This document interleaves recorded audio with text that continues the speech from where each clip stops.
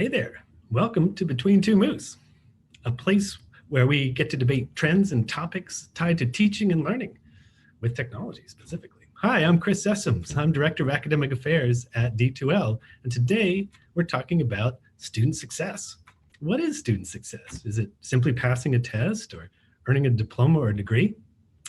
With me to debate this topic, as always, is my homie, my stromie, Ken Chapman, Vice President of Market Research at D2L.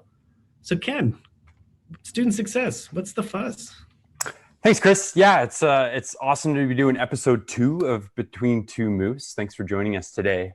This is a tough one, right? You know, student success means a lot of different things to a lot of different people, especially when we're talking to the whole industry of higher education. And it depends on who you talk to and when you speak to them.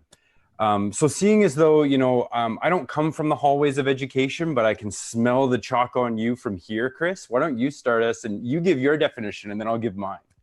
Fantastic, Ken. Thank you.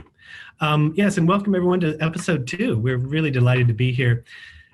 What in the research I've done, it looks like about 56% of bachelor degree students graduate in 6 years, and only 29% of associate's degree students graduate in 3 years. Remember, that's a 2-year degree, and only 29% are graduating in 3 years.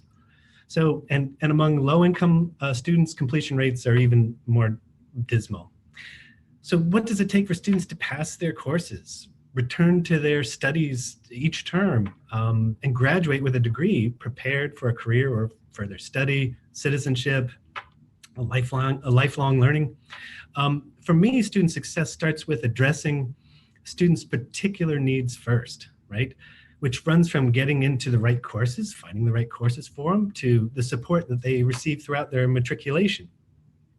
But, in higher education, I see that in many ways, student success is measured in learning outcomes, completion rates, graduation rates, employment rates, right? Those are all true measures, but focus on completion too often ignores individual students' intent or educational goals. And currently, the used completion metrics and approaches tend to privilege certain types of learners over others, and it really fails to address some of those barriers that non-traditional students in particular face. But an important point about those indicators like learning outcomes and completion rates, those are lagging indicators. Thank you, Mike Moore.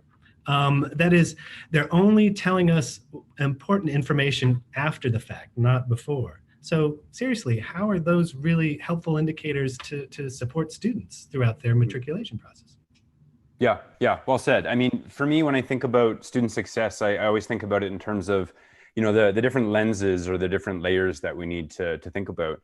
And I think at its core, at its most human for me, it's at a macro level, for the individual that's spending time investing in themselves, does that investment give them more opportunity? At that macro level, whether that opportunity is to provide for their loved ones, to follow a passion, to make an impact on their world, whatever, that's student success for an individual at a macro level, I think generalized. Kind of in the middle is what we traditionally talk about in higher education. And that's, am I competently completing the course of study that I think is going to provide me with that opportunity? Am I following along the right path of my investment? Is it giving me returns? And then at a very micro level, and this is probably the most human one of all, am I engaged? Do I know what I need to do? Do I have my emotional and cognitive needs met in that course of study? And am I enjoying it at some level? The challenge, the accomplishment, or otherwise. Very much I think from an individual's perspective, but I think in the types of institutions that have done well thinking about student success, that's where they start. That's a really good point. I'm glad you made those, Ken. Those are real important, including those social, emotional components. I'm really glad to see that you point to.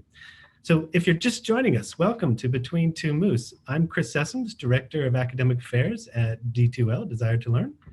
I'm Ken Chapman, VP Market Research at D2L. So we're talking about student success. And this is one of those boil the ocean kinds of topics in many ways. So let's constrain it down a little bit, Ken. we're both coming at it from the world of ed tech and online learning. The elephant in the room for us in many cases is, well, we're an LMS vendor, and we're regularly asked, can our learning management system make the students in your institution successful?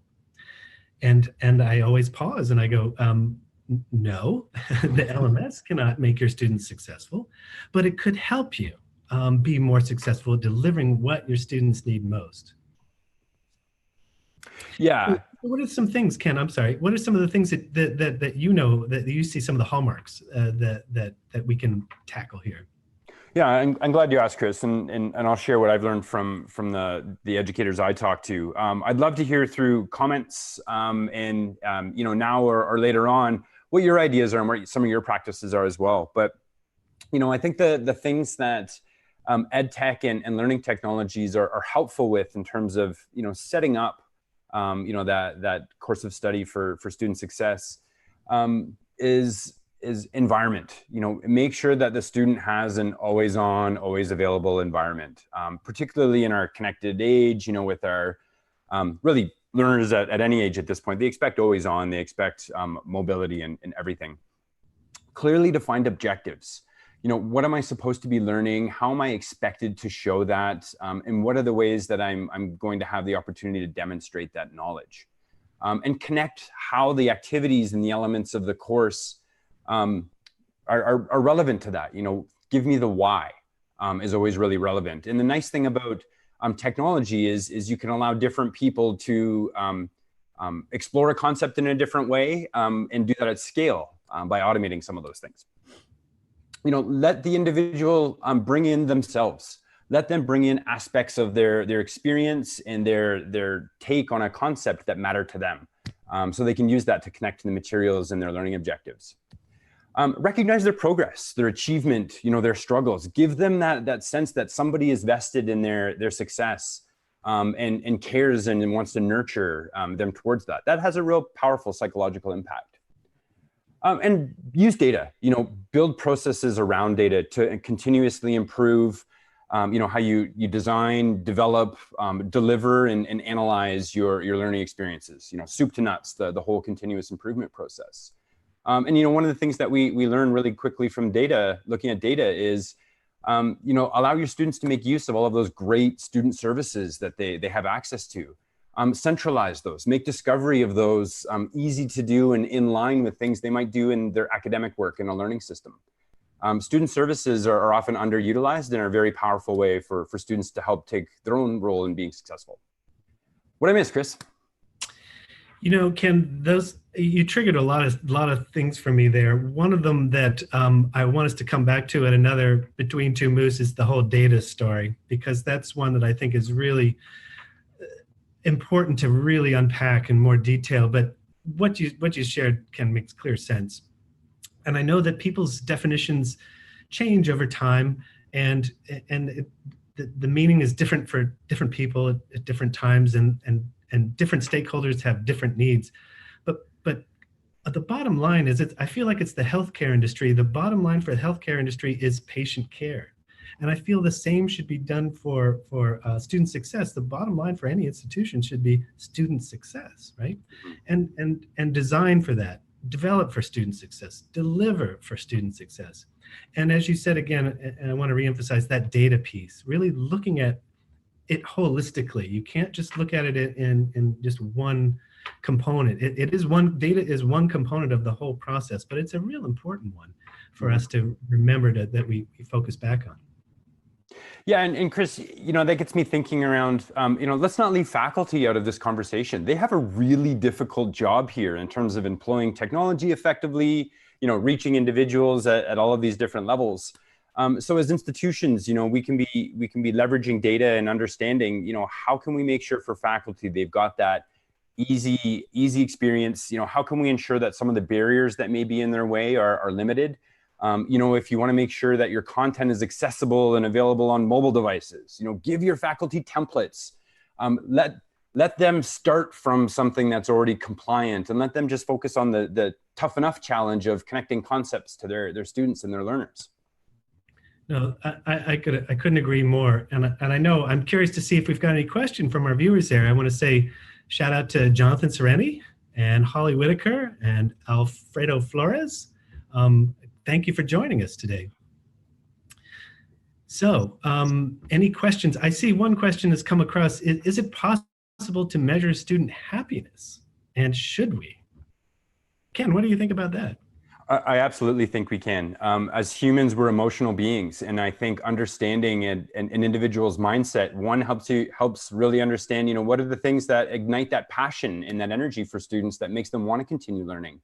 I also think as we get smarter and we have more intelligence-driven systems, the way that I'm going to interact with a learning experience when I'm in a poor mood versus a happy one is going to be different, and the way I worked optimally in those conditions will change. So being empathetic to who we are as humans and how we work in the technology we build is critical.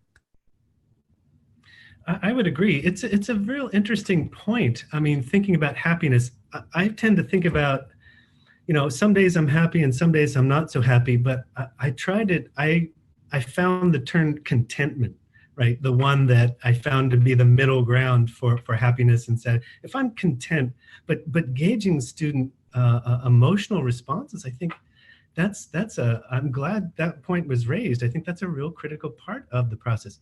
Remember, institutions will do really well if you look at a student as a relationship. The students really want to have a relationship with the institution, with their faculty. So we need to build on that. Mm-hmm, mm-hmm. Lang asked a really good question here, Chris, that I want to make sure you answer, because I want to hear yours.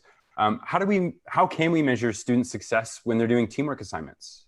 Because there's a whole team dynamic issue, personal contribution, all of it.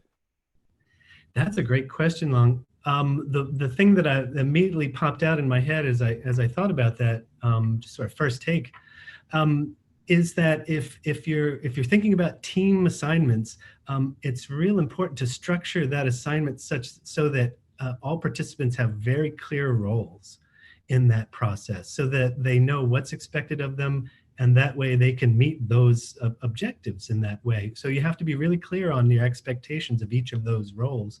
And I think you can provide real good feedback there. And also allow the participants to provide their own reflection on how did the team process go? What was lacking? What could I do better next time? To sort of put it back on the students to take ownership of that process.